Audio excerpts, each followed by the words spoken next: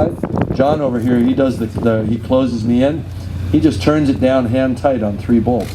So those might leak in space because the pressure would be going the other way. Because in space, the pressure would be less outside.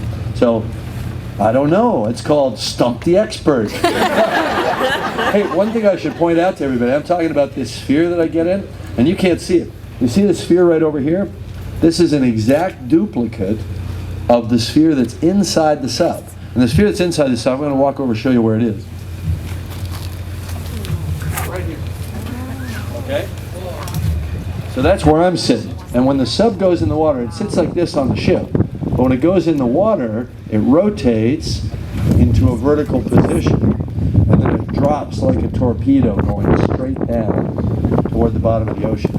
And the whole idea is to go really fast through the water, get down there so that I have lots of time to explore on the bottom. So I'm sitting inside that sphere right there. And if you guys get a chance, go look in it and see how cramped it is with all the electronics, camera controls, video screens, and all the other switches and knobs, and I know what most of them do.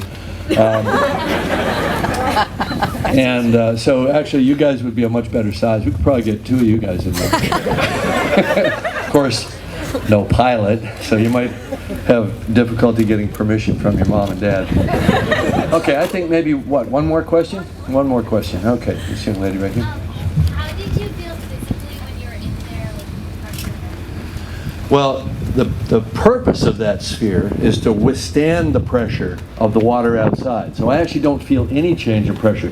If I feel a change in pressure, something has gone very wrong at that moment. And that'd probably be the last thought going through my mind. Right? That's why it's so important the way that sphere is designed. Otherwise it could just crush like a beer can, you know, if we didn't calculate it properly. Now technically this sphere is got a much thinner wall than the one that's really in the sub. Because we didn't have to make it the full thickness. It would have been too heavy. But other than that, it's identical in every way, including all the electronics inside actually work, and we can close the hatch, turn on the life support system, and live inside that sphere. So this was our training sphere, and we used to put this in a big freezer and freeze it. Because the other thing that happens at great depth is no sunlight gets down there, and very little heat gets down there. So the temperature is only a degree or 2 above freezing for most of the descent and at the bottom. So what happens is that the whole sub gets really cold right away. So I'm kind of scrunched in, my feet are touching one side of the metal sphere, my head's touching the other side.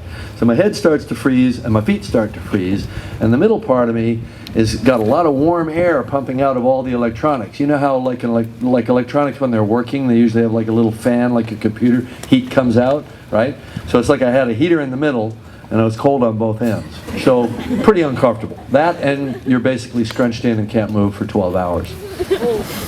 But I'm not complaining. I'm so excited. I'm having such a great time down there.